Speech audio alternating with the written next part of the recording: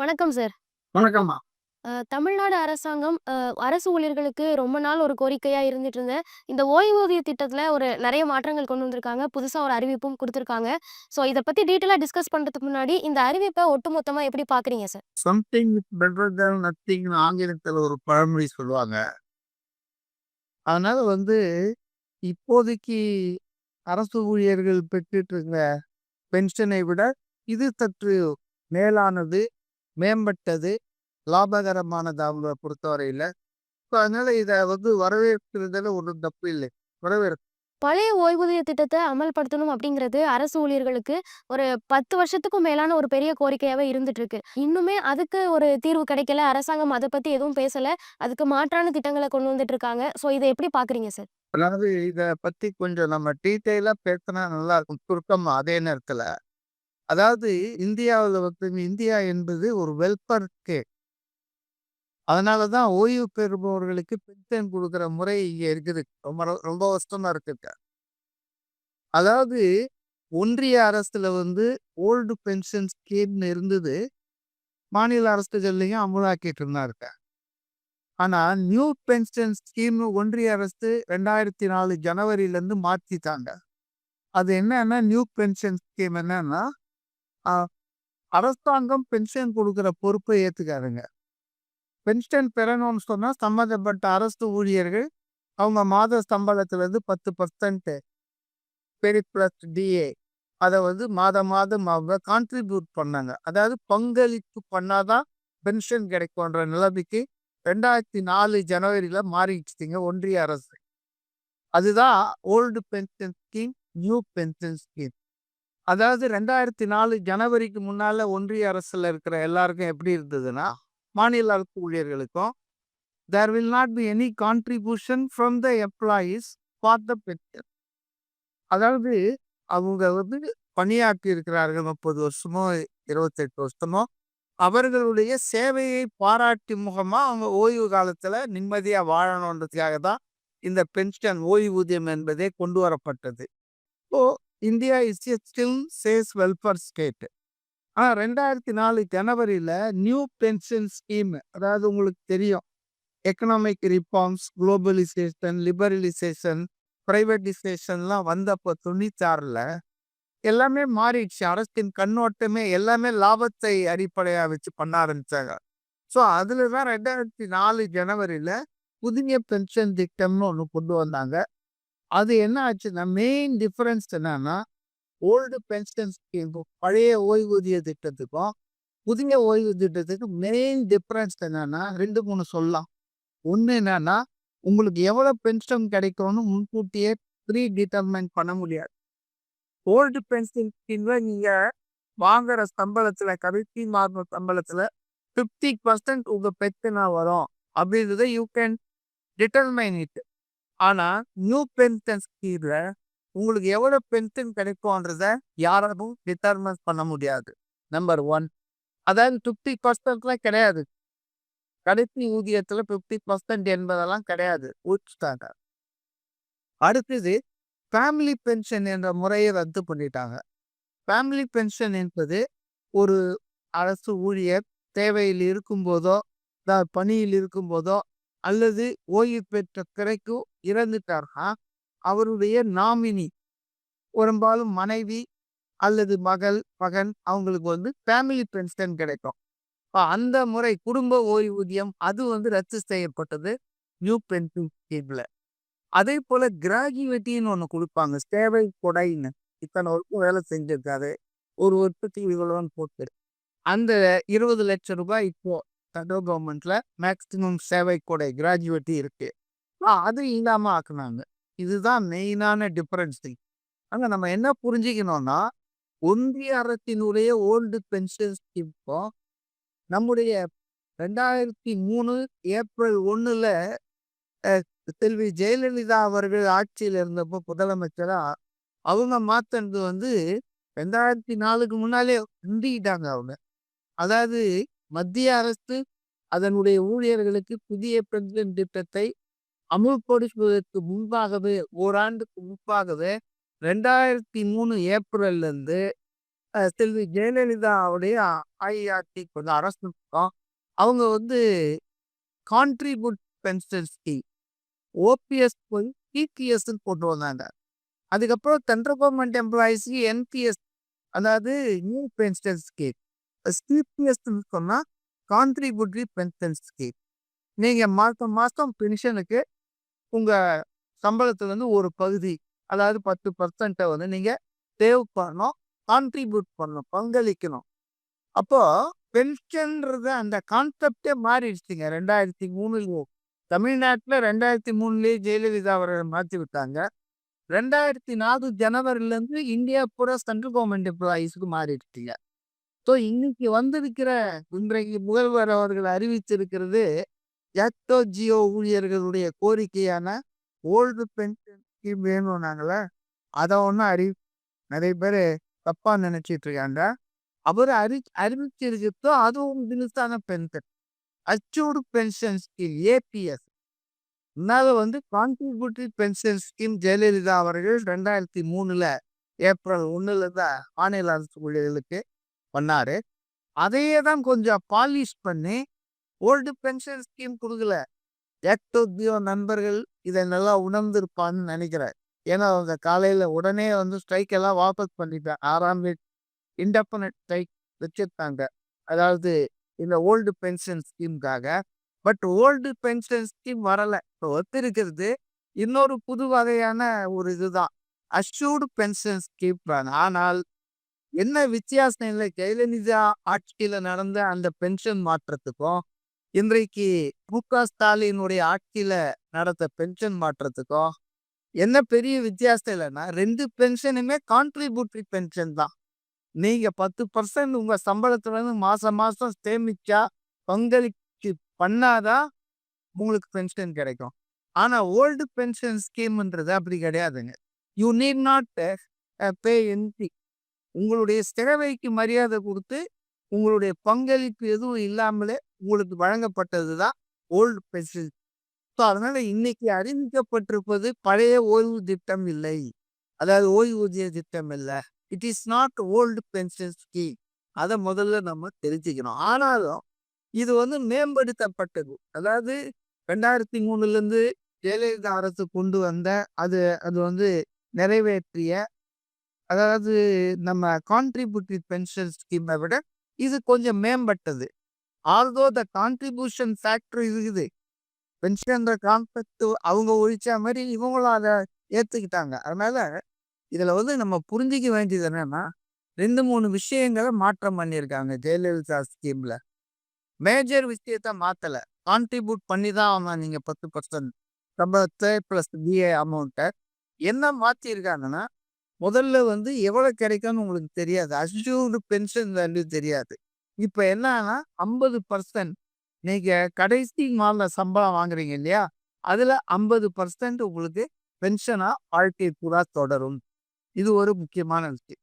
அடுத்தது டியர்னஸ் அலவன்ஸ்ன்னு சர்வீஸில் இருக்க எம்ப்ளாயீஸ் அவங்க வாங்குறாங்க இல்லையா, பஞ்சப்படி கிராட்கி படின்னு விலைவாசி உயர்வுக்கு ஏற்றாப்போல, அது மாதிரி பென்ஷனருக்கும் வருஷத்துக்கு 2 வாட்டி ஆஸ் எம்ப்ளாயீஸ் மாதிரியே தர்றதுக்கு இந்த ப்ரிடியூக் ஸ்கீமில், நீங்கள் அறிவித்த ஸ்கீமில் டியர்னஸ் பே, டியர்னஸ் ரிலீஃப் பண்ணுவாங்க, அதில் சேர்த்துருக்காங்க. அடுத்தது ஃபேமிலி பென்ஷனை இதில் வந்து இன்ட்ரடியூஸ் பண்ணியிருக்காங்க. இது ஒரு ரொம்ப முக்கியமான விஷயம், பாராட்ட வேண்டிய. ஏன்னா ஒரு குடும்ப தலைவனை, பிரெட் வின்னரை ஒரு குடும்பம் இழந்துச்சுன்னா நடுரோட்டை நிற்க முடியாது.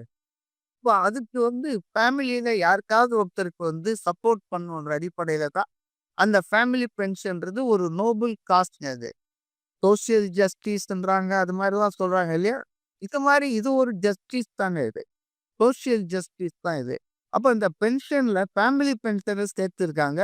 அதுவும் அந்த ஊழியர் வாங்குறது 50%னா அதில் 60% வந்து ஃபேமிலி பென்ஷன் வந்து கிடைக்கும்னு சொல்லியிருக்காங்க. இது ஒரு நல்ல மூவ் தான். இது ஒன்று. அடுத்தது வந்து இந்த டிடிஆர், டெத் கம் ரிட்டையர்மெண்ட் கிராஜுவேட்டின்னு ஒன்று இருக்கு. தேவை கொடைன்னு தமிழில் சொல்லுவாங்க, டாட்டா கிராஜுவேட்டின்னு வாங்க. அது 25 லட்சம் மேக்சிமம், அதிகபட்சம். எல்லாருக்கும் கிடைக்காது. According to their pay slab அவங்க கேடரை பொறுத்து தான். ஆனா மேக்ஸிமமா இன்னைக்கு வந்து 25 லேக் சென்ட்ரல் கவர்மெண்ட்ல I think it is maximum 20 lakhs இருக்குன்னு நினைக்கிறேன். பட் தமிழ்நாடு இன்னைக்கு அறிவிச்சிருக்க இந்த ஸ்கீம்ல 25 லேக்ஸ் வரைக்கும் அறிவிச்சிருக்காங்க. அதே போல பென்ஷன் இல்லாமல் போகிறவர்களுக்கும், அதாவது 10 வருஷம் சர்வீஸ் பண்ணாதான் பென்ஷனுக்கு எலிஜிபிள் ஒரு அது எல்லாருக்கும் பொதுவானது. அப்போ அந்த மாதிரி கிடைக்காத போறவங்களுக்கு கூட ஏதாவது வகையில ஸ்பெஷல் சாங்ஷன் பண்ணுவோம்னு சொல்லியிருக்காங்க. So as on the whole இது வந்து முன்னதை விட இது பரவாயில்ல, better. But not old pension scheme. அதுல நம்ம தெளிவா ஓல்டு பென்ஷன் ஸ்கீமா இது இல்லனாலும், ஓரளவுக்கு கொஞ்சம் பெட்டரான ஸ்கீம் தான் அப்படின்னு சொல்றீங்க. சமூக வலைத்தளங்கள்ல பார்க்கும்போது, மு.க. ஸ்டாலின் வந்து அவரோட பதவி காலம் முடிய போது இந்த டெர்ம்ல. இந்த டைம்ல ஒரு சிக்ஸர் அடிச்சுட்டாரு. இதனாலேயே அரசு ஊழியர்கள் வந்து பெருமளவுல அவருக்கு ஆதரவு தெரிவிக்க வாய்ப்பு இருக்கு அப்படின்லாம் சொல்றாங்க. ஸோ இந்த பால் உண்மையிலேயே சிக்ஸர் தானா சார்? இது ஸ்டிக்கரா, போரா, இல்ல சிங்கிளா அப்படின்றதெல்லாம் நாம இப்ப சொல்ல முடியாது. ஆனா இது வந்துங்க 2, 3 விஷயம் நம்ம இது பார்க்கணும். இந்த உறுதிமொழிய வந்து ஸ்டாலின் அவர்கள் 2001 சட்டமன்ற தேர்தலுக்கு முன்னாலேயே குடுத்தாரு. அதாவது நாங்க ஆட்சிக்கு வந்தா ஓல்டு பென்ஷன் ஸ்கீமுக்கு நாங்க ரிவர்ட் பண்ணுவோம். அதை திரும்ப கொண்டு வருவோம்னு சொல்லி, அரசு ஊழியர்கள், ஆசிரியர்களுக்கு வாக்குறுதி 5 ஆண்டுகளுக்கு முன்பு ஆட்சிக்கு வருவதற்கு முன்பு ஸ்டாலின் அவர்கள் எதிர்க்கட்சி தலைவரா இருந்தபோது குடுத்தாரு. ஆனா ஆட்சிக்கு வந்த பிறகு அத பத்தி மறந்துட்டாரு. அப்புறம் ஊழியர் சங்கங்கள், ஜாக்டோ ஜியோ போன்ற அமைப்புகள் ஒரு 2, 3 வருஷம் கழிச்சு அவங்களும் பொறுமை காத்து, என்னடா சொன்னது செய்யவே இல்லைன்னு சொல்லி போராட்டங்கள்லாம் அறிவிச்சு ஆர்ப்பாட்டம், தர்ணா, உண்ணாவிரதம். இப்ப லேட்டஸ்ட்டா பாருங்க 6ஆம் தேதி நாளை மறுநாள் வந்து இன்டெஃபினிட் ஸ்ட்ரைக் அறிவிச்சிருந்தாங்க. அப்போ இந்த போராட்டங்கள் வந்த பிறகு அவங்கள சமாதானப்படுத்துறதுக்காக டக்குன்னு ஒரு கமிட்டிய போட்டாரு. 3 மெம்பர் கமிட்டிய போட்டு, இந்த ஓல்டு பென்ஷன் ஸ்கீம ரெஸ்டோர் பண்றதுக்கு இது ஆய்வு செய்து அறிக்கை குடுக்கும். அதுக்கு 6 மாசம் டைம்னாங்க. 6 மாசம் முடிச்சு இப்போ 9 மாசம் ஆயிடுச்சுன்னு வச்சுங்களேன். அதனால என்ன அளவில அது வந்து சரியான ஒரு எண்ணம் கிடையாதுங்க. ஏமாத்தணும்னு தான் நினைக்கிறாங்க. இப்பவும் ஏமாத்தி தான் இருக்காங்க. அதனால இது சிக்ஸரா, போரா, சிங்கிளா என்னன்றத வந்து ஊழியர்கள் புரிந்து கொள்வார்கள். அவங்க குடும்பங்கள் புரிந்து கொள்வார்கள். இன்னைக்கு அவரு சொன்ன ஓல்டு இன்னும் குடுக்கலைங்க.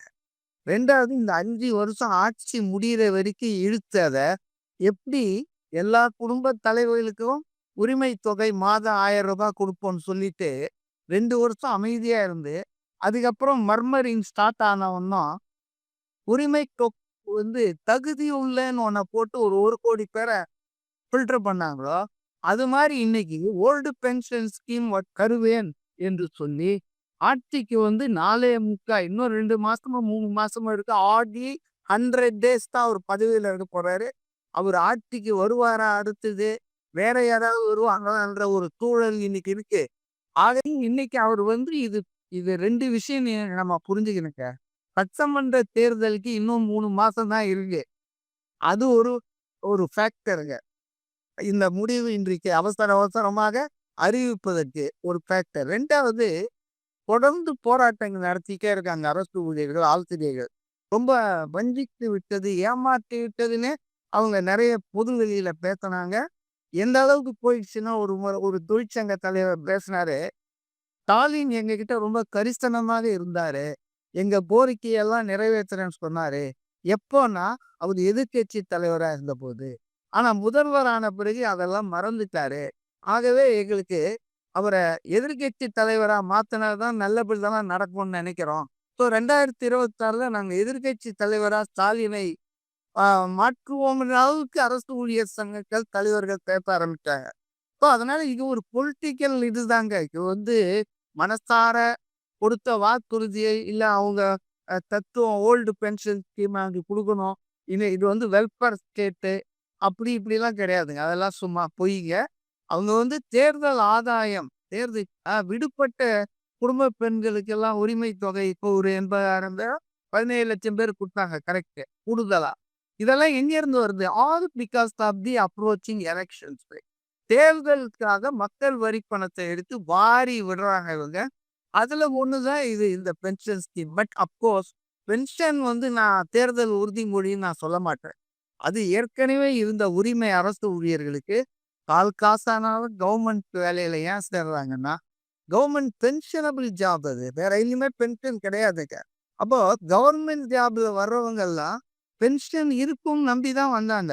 திடீர்னு நீங்க பென்ஷன் கிடையாது, பென்ஷன் வாங்குறதுக்கு 10% சேலரிய தூக்கணும் அப்படி இப்படின்னு மாத்திட்டே இருந்தீங்கன்னா, அது எப்படி நியாயமா இருக்க முடியும்? ஆகவே தேர்தல் வாக்குறுதிகளோடு இந்த பென்ஷன் டிமாண்ட நான் சொல்லல.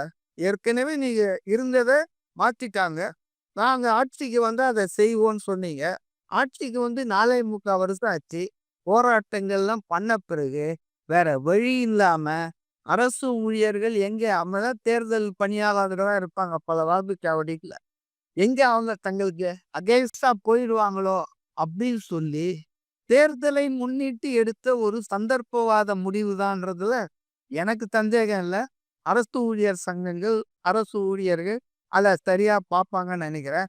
ஆனா திரும்பவும் சொல்றேன். ஜெயலலிதா அவர்களுடைய ஆட்சியில உருவாக்கப்பட்ட கான்ட்ரிபியூட்டரி பென்ஷன் ஸ்கீமை விட, ஸ்டாலின் அவர்கள் இப்போது அறிவித்திருக்கிற அமுல்படுத்துவாரா? அதுக்கு அவர் ஆட்சிக்கு வருவாரா? இல்ல புது ஆட்சி தலையில வரட்டும்னு சொல்லி இத கொண்டு வந்தாரா? நமக்கு தெரியாது.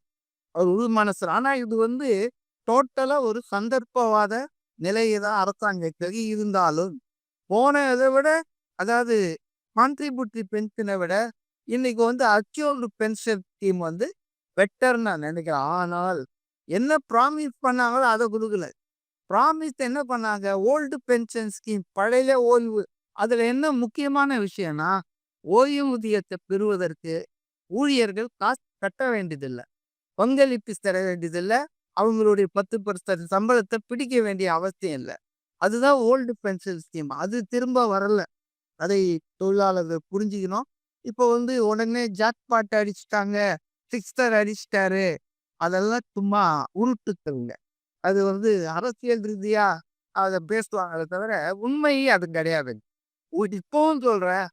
ஸ்டாலின் வந்து கொடுத்த வாக்குறுதி அரசு ஊழியர்களுக்கு, ஆசிரியர்களுக்கும் முழுமையாக நிறைவேற்றவில்லை.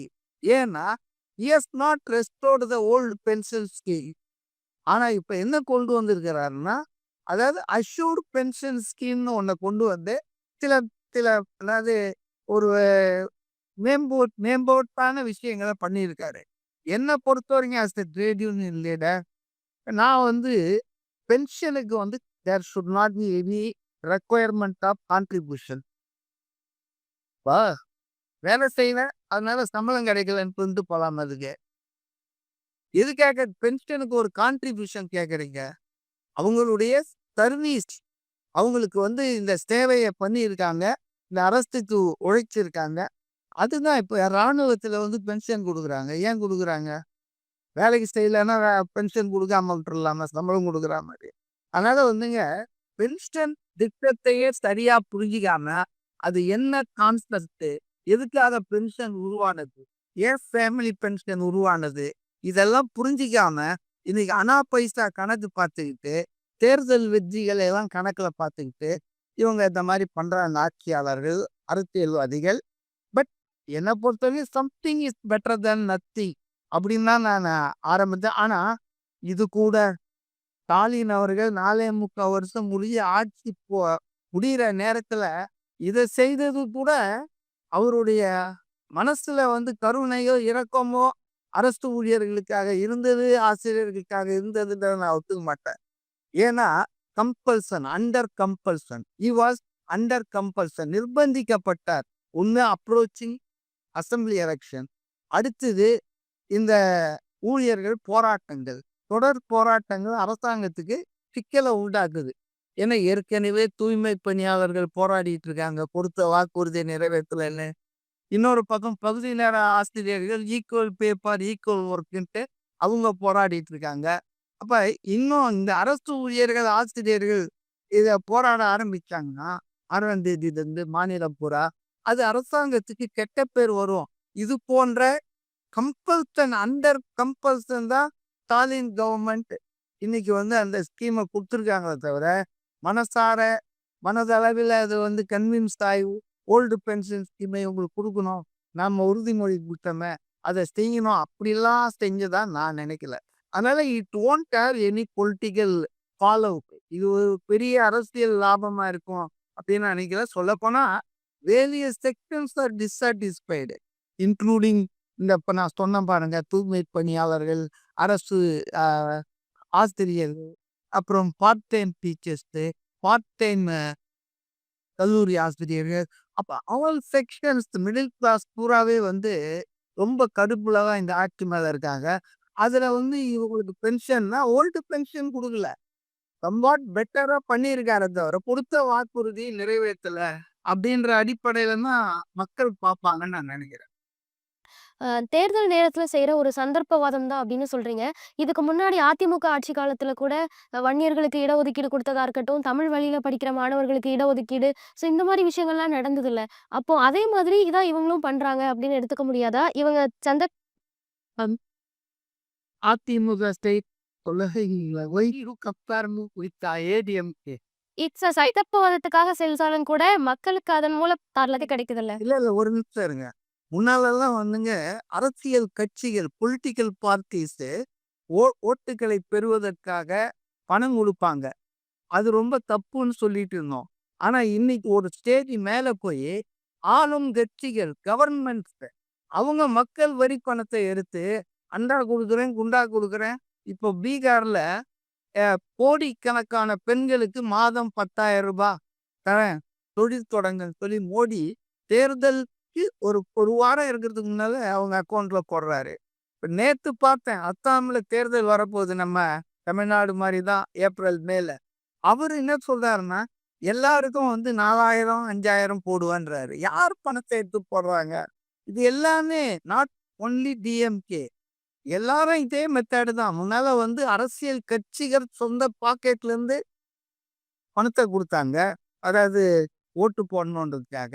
ஓட்ட விலைக்கு வாங்குனாங்க. இப்ப அப்படி இல்ல. ஆட்சி இருக்கு. கஜானாலருந்து எடுத்து குடுக்குறாங்க.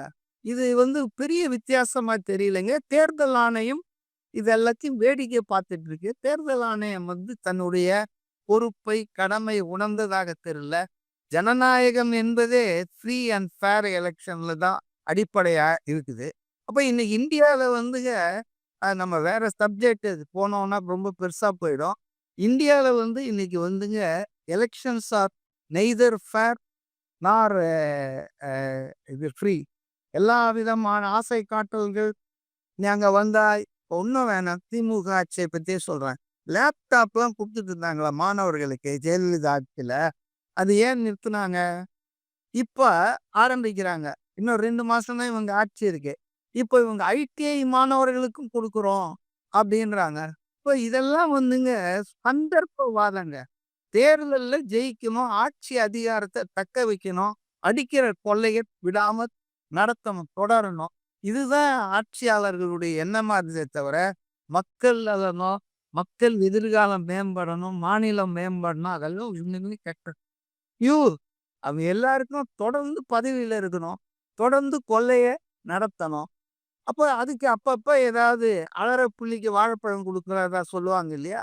அந்த மாரி சின்ன சின்ன சலுகைகளை குடுத்துட்டு பண்ணுவாங்க. ஒண்ணும் வேணாங்க. கனிமொழி மேடம் என்ன பேசுனாங்க போன தேர்தலுக்கு முன்னால? இந்தியாவிலேயே இளம் விதவைகள் இருக்கிறது அதிகமா தமிழ்நாட்டுல தான் நாங்க. என்னத்துக்கு சொன்னாங்க? டாஸ்மாக்கு இந்த சாராயம் குடிச்சு நெறைய பேர் செத்து போறாங்கன்னாங்க. இன்னைக்கு அதெல்லாம் நடத்துறது இல்லையா? நடக்கலையா? இன்னைக்கு ஏன் அத பத்தி பேச மாட்டேன்றாங்க?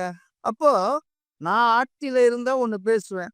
இன்னொருத்தன் ஆட்சியில இருந்தான்னா வேற மாரி பேசுவேன்னு. அதாவது இடம் மாறினால் குணம் மாறும்பாங்க. அதுபோல ஆளுங்கட்சியா இருக்கிறவங்க எதிர்க்கட்சியா இருந்தா உடனே வீறு கொண்டு தூய்மை பணியாளருக்காக நிப்பாங்க. அவங்க ஆட்சிக்கு வந்துட்டாங்கன்னா, அவ்வளோதான். இதுக்கு முன்னால இருந்த கட்சி என்ன பண்ணுச்சு? அதிமுக வந்து 2 ஜோன பிரைவேட்டைஸ் பண்ணாங்க. துப்புரவு பணியானா, இவங்க வந்து 2 பண்றாங்க. What is the difference? All are in the same. They are sailing in the same boat. பெருந்தலைவர் காமராஜ் முன்னாலேயே சொன்னாரு. இதெல்லாம் உணர்ந்து தான். திமுக, அதிமுக 2யுமே ஒரே குட்டையில் ஊறிய மட்டைகள். இதுல வந்து எரிஞ்ச கொள்ளில எந்த கொள்ளி நல்ல கொள்ளின்னு நான் பார்க்க விரும்பல.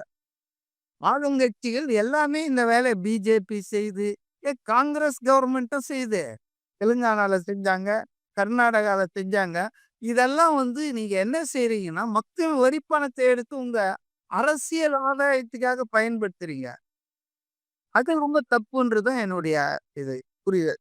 பழைய ஓய்வூதிய திட்டத்த அமல்படுத்தாதது, என்னதான் இந்த அஷ்யூர்ட் பென்ஷன் ஸ்கீம் வந்தாலும், அந்த ஓல்டு பென்ஷன் ஸ்கீம் வரல அப்படிங்கிறது அரசு ஊழியர்களுக்கு ஒரு பேக் ஸ்டெப் தான் அப்படிங்கிற மாரி சொல்றீங்க. ஆனா தமிழ்நாடு இன்னைக்கு இருக்கிற நிதி நிலைமையில கடன் சுமை வேற அதிகரிச்சுக்கிட்டே இருக்கு அப்படின்னு சொல்றாங்க. ஸோ இந்த பழைய ஓய்வூதிய திட்டத்த தமிழ்நாட்டுல அமல்படுத்துறது அரசாங்கமே நெனச்சாலும் முடியிற ஒரு காரியம் தானா? நீங்க எதெதுக்கோ செலவு பண்றீங்க நீங்க. எவ்வளோ செலவு பண்றாங்க? அரசாங்க டெய்லி ஒரு விழா நடத்துறாங்க. டெய்லி ஒரு நிகழ்ச்சி நடத்துறாங்க. இதுக்கெல்லாம் பணம் இருக்கா? என்ன சொல்றீங்க நீங்க? அரசாங்கத்துக்கிட்ட பணம் இல்ல. கடன் வாங்குற யார் வாங்க சொன்னது? 4,50,000 கோடி கடன் இந்த திமுக ஆட்சி இந்த 5 வருஷத்துல வாங்கியிருக்குங்க. கேட்டா நாங்க நலத்திட்டங்கள் குடுக்குறோம், நாங்க அணைய கட்டுறோம், நாங்க ஃபேக்டரிய கட்டுறோன்றாங்க. ஆனா ஒரு பெரிய நெ பொருளாதார அறிஞர்ன்னு ஒருத்தர் சொல்லிட்டு இருப்பார் போன ஆட்சியில. அவரு திமுகவுக்கு இப்போ வந்தவுடனே அவரு சொல்றாரு, "உனக்கு என்ன பிரச்சனை கடன் வாங்குனா?" எவ்வளோ பைத்தியக்காரத்தனமான கேள்வி. அவர் பேசும்போது எனக்கு ரொம்ப சிரிப்பா வந்தது. ஒவ்வொரு குடிமகனும் வரி கட்டி தான் அந்த வரியிலிருந்து தான் கடனுக்கு வட்டி கட்டுறாங்க. கடன திருப்பி செலுத்தணும். அப்போ ஒரு சிட்டிசன்ற முறையில இந்த நாட்டின் இந்த அரசின் கடன் வாங்குறத பத்தி எனக்கு கவலை இல்லாம யாருக்கு கவலை? மு.க. ஸ்டாலின் வீட்ல இருந்தா எடுத்து கடன் கட்டுறாரு. அப்ப பொருளாதாரம் தெரிந்தவர்கள் கூட இன்றைக்கு ஆட்சி மாறினால் காட்சி மாறுதுன்ற மாதிரி அப்ப கடன் அதிகமா வாங்குறாரு எடப்பாடின்னு சொன்னவங்க, மொத்த கடனையும் இந்த 5 வருஷத்திலே இதுவரையில் வாங்கிய கடன் போல ஒரு மடங்கு வாங்கிட்டாங்களா? இப்ப என்ன சொல்லப் போறாங்க திமுக ஆட்சியாளர்கள்? அதனால கடன் வாங்குவதை நான் தவறுன்னு சொல்ல. ஆனா எதுக்காக வாங்குறீங்க? அந்த வாங்குற கடன்ல முக்காவாசி ஊழல் பண்றதுக்கு தான் உதவுது அப்படின்னு தானே நிதர்சனமான உண்மை. சென்னை கார்ப்பரேஷன் 4,000 கோடி மழைநீர் வடிகால் திட்டத்த அமுலாக்குறதுக்கு செலவு பண்ணேன்னு சொல்லுச்சு. அந்த பணம் கஜானால எடுத்தாங்க. கடன் வாங்கி தான் போட்டாங்க. சரி அந்த 4,000 கோடி அந்த திட்டத்துக்கு செலவாச்சா? நான் உண்மையா சொல்றேன். 3,000 கோடி ரூபாய் அரசியல்வாதிகளுக்கும், அந்த கவுன்சிலர்களுக்கும், அல்லது அங்க இருக்கிற அதிகாரிகளுக்கும், ஆட்சியாளர்களுக்கும் தான் போயிருக்கும். அதனால தான் பாருங்க, சின்ன மழை வந்தாலே பம்ப் செட்ட வச்சுட்டு, மோட்டர வச்சு தண்ணி எடுத்துட்டு இருக்காங்க. இப்ப 4,000 கோடியில 3,000 கோடி எங்க போச்சு? அது மாரி தான் 4,50,000 கோடி கடன் வாங்கியிருக்காங்கன்னா, அதுல ஒரு 3,00,000 கோடி ஊழலுக்கு பணம் போயிருக்கு. ஆகவே கடன் வாங்குறது தப்புன்னு நான் சொல்லல. எதுக்கு கடன் வாங்கணும்? தேவைக்கு கடன் வாங்கலாம். ஆடம்பரமான செலவுகள் அரசாங்கம் பத்திரிக்கைக்கு விளம்பரம் குடுக்குது பாருங்க. ஒரு விளம்பரமும் ஒரு பத்திரிக்கை வரணும்னா ரூ. 1,00,00,000 இருக்கும் ஒரு பக்க விளம்பரம். நீங்க பாருங்க இந்த ஆட்சி 4 வருஷத்துல எவ்வளவு விளம்பரம் இந்த ஆட்சி மட்டும் சொல்லல. மோடி ஆட்சி டெய்லி பல கோடி ரூபாய் சுற்றுப்பயணம்ன்றாங்க. அப்புறம் வெளிநாட்டில் முதலீட ஈர்க்க போனோன்றாங்க. ஒரு பெரிய ட்ரூப்பே போது. எவ்வளவு செலவு பண்றாங்க. ஆனா ரிட்டர்ன் வருதா? ஒண்ணுமே கிடையாதுங்க. அப்போ மிஸ்மேனேஜ்மென்ட் ஆஃப் ஃபைனான்ஸ் அதுதான் இங்க நடக்குது தவிர, வேற ஒண்ணும் நடக்கலை. அதுக்கெல்லாம் பணம் இருக்கும்போது, நீங்க சொல்றீங்க, இந்த பென்ஷன் குடுக்குறதுக்கு பணம் இருக்காது அப்படின்றீங்க. நான் ஒரே ஒரு சிம்பிள் கொஸ்டின் சொல்றேன். ஒரு அரசாங்க ஊழியர் 30 வருஷம் சேவை பண்ணி 33 வருஷம் சேவை பண்ணிட்டு தான் ஓய்வு பெற்ற பிறகு தான் பென்ஷன். அதுவும் 10 ஆண்டுகள் அவர் தொடர்ச்சியா வேலை செஞ்சிருந்தா தான், அந்த பென்ஷனபிள் சர்வீஸ் இருந்தா தான் அவர் எலிஜிபிள் டூ கெட் பென்ஷன். ஆனா நம்ம ஊர்ல எம்.எல்.ஏவா ஒரு வருஷம் எம்.எல்.ஏவா இருந்தா அவருக்கு லைஃப் லாங் பென்ஷன். எம்.பி.யா இருக்கிற ஆளு 1 வருஷம் எம்.பி.யா இருந்தான்னா அவன் life long pension. Life long AC train சலுகை. என்ன கூத்தடிக்கிறானுங்க? அவங்கலாம் கவர்ன்மென்ட் சர்வன்ட் இல்லையா? அப்போ ஒரு கவர்ன்மென்ட் எம்ப்ளாயிக்கு பென்ஷன் குடுக்குறதுக்கு இவ்வளோ பேசுறவங்க, எப்படி 1 வருஷம் கூட முடிச்ச ஒரு எம்.எல்.ஏ, எம்.பிக்கெல்லாம் பெரிய அளவு அமௌண்ட்ட குடுக்குறாங்க. அது எங்க வருது? அது எந்த நிதியிலேருந்து எடுத்து குடுக்குறாங்க? அதனால அரசாங்க ஊழியர்கள் என்பவர்கள் அரசாங்கத்த நடத்துறவங்க. அரசாங்க திட்டத்தெல்லாம் அமுல்படுத்துறவங்க. அரசாங்கத்துக்கும் மக்களுக்கும் இடையே பாலமா இருக்கிறவங்க. அவங்களுக்கு ஓய்வூதியம் குடுக்குறதுக்கு பைசா இல்ல. தமிழ்நாட்டின் பொருளாதாரம் இப்படி இருக்குதுன்னா, 60 வருஷமா பொருளாதாரத்த பண்ணவங்களே நீங்க 2 பேர் தானே. வேற யார் இதுக்கு பொறுப்பேத்துக்க முடியும்? நல்லது நடந்தா காலர தூக்கி விட்டுக்கிறீங்க அப்படின்னு சொல்றீங்க. அப்ப மோசமா நடந்து 60 வருஷத்துல இந்த பொருளாதாரம் வீழ்ந்து கிடக்குதுன்னு சொன்னா, அதுக்கும் நீங்க தானே பொறுப்பு எடுத்துக்கணும். அதனால பொருளாதார அடிப்படையில எல்லாத்தையும் பார்க்க முடியாது. நமக்குன்னு சமூக கடமைகள் இருக்கு. நான் கேட்கிறேன், இப்ப கவர்மெண்ட் ஆஸ்பத்திரியில ஏதாவது லாபம் வருதா? கவர்மெண்ட் ஸ்கூல்ல ஏதாவது பெருசா லாபம் வருதா? அப்ப அதெல்லாம் மூடிடலாமா? பிரைவேட்டுக்கு விட்டா லாபம் பண்ணுவான். அதனால அரசாங்கத்துக்கு ஒரு கடமை இருக்குங்க. சமூக கடமை இருக்கு. அவர் state is a welfare state.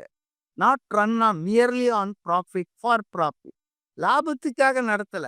லாபம் தேவைதான். வருமானம் தேவைதான்.